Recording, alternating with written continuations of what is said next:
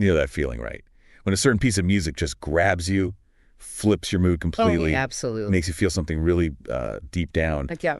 Well, that connection we all have with sound, it turns out it's even more profound than just, liking a particular song. It really is. For centuries, actually, across so many different cultures, sound and vibration have been seen as these incredibly powerful tools for healing, even. Right. And that's what we're diving into today, isn't it? This whole world of sound healing and vibration therapy. Exactly. We want to explore how these practices might actually work, what the potential benefits could be for you, the listener, and maybe some practical ways you could start to explore them yourself.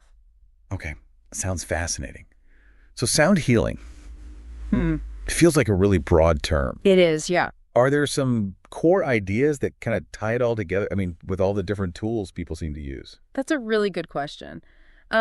Basically, sound healing uses sound vibrations, but with a specific the intention to promote physical and emotional well-being. Okay, intention is key. Yes. And while it does cover a huge range, from ancient things like Tibetan singing bowls to more modern stuff like binaural beats, the underlying idea is pretty consistent. That everything in the universe, and this includes our own bodies, is essentially energy. And all energy vibrates at different frequencies. Okay, I think I follow that. Like physics almost. Sort of, yeah. And the idea is that when these vibrations get out of balance, maybe because of stress or illness or trauma, it can lead to what some people call a state of disease, being out of ease, Disease, right? So sound healing aims to, get us back in tune, like tuning an instrument. That's a perfect analogy, precisely. The goal is to use specific sound frequencies to help restore that natural state of balance, of harmony within your body and mind. And you said this isn't new. Oh, not at all. Think about the chanting you hear in Tibetan monasteries, or the rhythmic drumming in so many indigenous rituals across the globe. Right, yeah. Or even the ancient Greeks. They really connected music with medicine. Sound has been seen as this really potent, sometimes almost divine influence for a very, very long time. Okay, that historical perspective is really interesting, but let's talk about the science, because I know some people listening might be thinking, okay, nice sounds are relaxing, but is there more to it? That's a fair question and an important one. It's definitely a field where research is still evolving, but we do have some interesting insights. Like we said, our bodies are complex systems of cells, tissues, organs, and each part seems to vibrate optimally at its own specific frequency when we're healthy. But things like stress or getting sick or experiencing trauma can disrupt these natural vibrations. Okay, so this disruption happens, and that's where the sound comes in, to try and fix it. Exactly. That's the core idea. That specific sound frequencies, when introduced, can interact with our body's energy field and help to realign or retune those disrupted vibrations. Retune, right. And there is research in this area often called vibrational medicine, which is basically looking at how vibrations impact health, suggesting that sound waves can actually influence our nervous system. How so? Well, they might help lower stress hormones, for instance, maybe improve blood flow. Some research even suggests they could stimulate the body's own natural healing mechanisms. Wow, okay. That's pretty compelling stuff. You mentioned binaural beats earlier. Can you break those down a bit? How do they work? Yeah, binaural beats are fascinating. It's about how our brain processes sound. You play two slightly different frequencies, one into each ear. You need headphones for this. Okay. Different pitch in each ear. Exactly. Let's say 100 hertz in one ear and 107 hertz in the other. Your brain actually perceives the difference between those two tones, in this case, 7 hertz as a third, sort of pulsing beat. But it's not actually being played externally. It's created inside your head by your brainstem. Whoa. Okay, so the brain creates its own beat. Precisely. And that perceived frequency, that internal beat, can then influence your brainwave patterns. So certain binaural beat frequencies are linked to brainwave states we associate with, say, deep relaxation or reduced anxiety or even heightened focus. So it's like you're gently guiding your brain into a different state using sound. Yeah. Almost like a mental massage. Huh. That's actually a pretty good way to think about it. Yeah. And it's not just passive listening either. Then you have things like tuning fork therapy. Oh, yeah, I've seen those. They look like little metal pitchforks, kind of. They do. They're designed to create very pure, precise sound vibrations.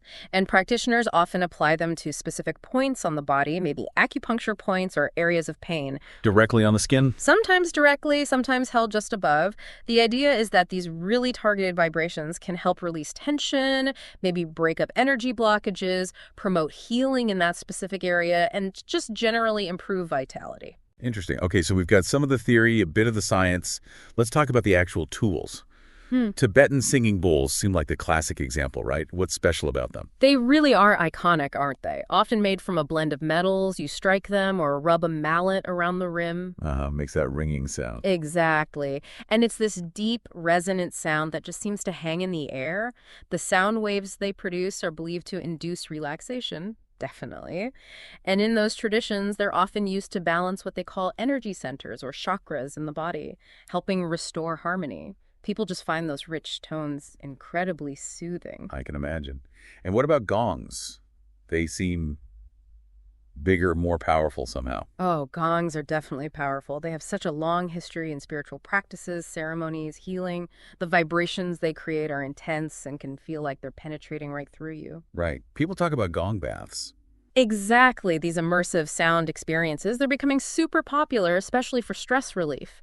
The idea is that the complex, powerful vibrations can help release really deep-seated tension, physical and emotional, and just bring about this profound sense of calm. When you say deep-seated tension, what kind of things do people typically feel release? Is it muscle tightness or more emotional stuff? It can honestly be both. People report feeling physical knots just kind of melt away, but also, releasing stored emotions, old stress patterns, even just quieting that constant mental chatter seems to be a big one for many. The sheer range of frequencies a big gong can produce is quite something. It seems to resonate on multiple levels. Wow. Okay. Then there are crystal singing bowls. These sound very different, much clearer, higher pitched. They do, usually made from quartz crystal. They produce these very pure, often quite high tones. How's their role? Well, practitioners often believe they have a strong effect on our energy fields. The idea is that the clarity of the crystal sound helps to clear energetic blockages, maybe enhance meditation, facilitate emotional release. Some even believe the specific frequencies of crystal resonate uniquely with the crystalline structures we actually have within our own bodies, like in our bones and connective tissues. Interesting connection. Okay, shifting gears a little. Drumming, I know that's ancient, used in so many cultures for ritual, for healing. How does that fit in? Oh, absolutely essential. Drums, percussion, their use in healing goes back millennia. It's often about the rhythm. The rhythm itself. Yes. Rhythmic beats can actually help synchronize our brain waves. This is called entrainment. It can help induce altered states, kind of trance-like states sometimes, which can be really powerful for emotional release. And in many cultures, drumming is communal. It fosters connection, rejuvenation, even spiritual experiences. So it's not just the tone, but the pattern, the beat. That's key too. Precisely. Rhythm is deeply ingrained in us. And then you have gentler sounds, too, like chimes and bells. Yeah, those high, clear, almost sparkly sounds. What's their purpose? They're often used for their perceived purifying effect, clearing the air, almost literally. The idea is that those clear high tones help to dispel negative energy, create a calm, focused atmosphere. You might hear them at the start or end of a meditation, for instance, to kind of cleanse the space or gently bring you back. Makes sense.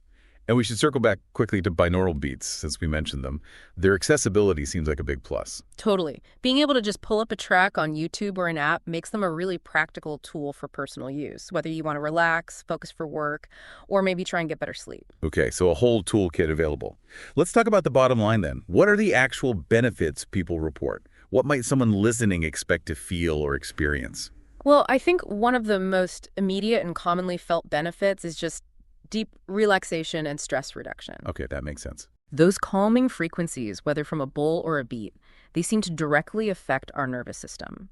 They help shift us out of that fight or flight mode, the sympathetic nervous system, and activate the rest and digest response, the parasympathetic system. You feel calmer, your heart rate might slow down. Yeah, like listening to relaxing music, but maybe more targeted. Potentially, yeah. And related to that is improved sleep. That's a huge one for people. Oh, definitely. So many struggle with sleep. Right. So, using soothing sounds like singing bowls or specific binaural beats designed for sleep can really help quiet the mind, reduce that pre-sleep anxiety, and lead to falling asleep faster and maybe getting deeper, more restful sleep. Better sleep is always a win. Yeah. What about physical stuff? You mentioned pain relief earlier with the tuning forks. Is that a common benefit?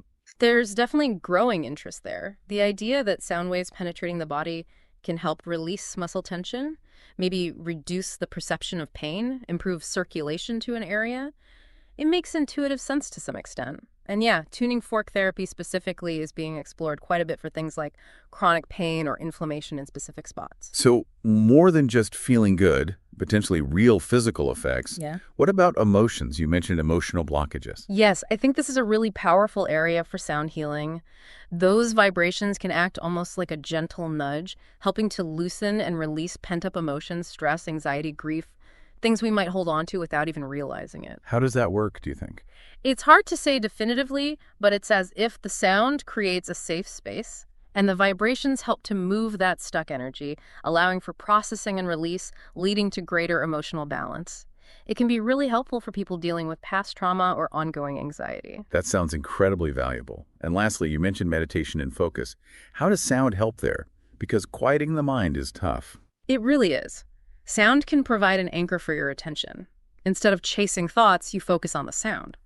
Tools like binaural beats designed for focus or the immersive quality of a gong bath can really help deepen a meditation practice, enhance mental clarity, and for some, foster a stronger sense of spiritual connection. Okay, wow. That's quite a range of potential benefits. So for someone listening who's thinking, okay, I'm curious, how do I actually try this? What are some easy ways to start? Yeah, great question. There are several accessible options. One really popular way is to attend a sound bath.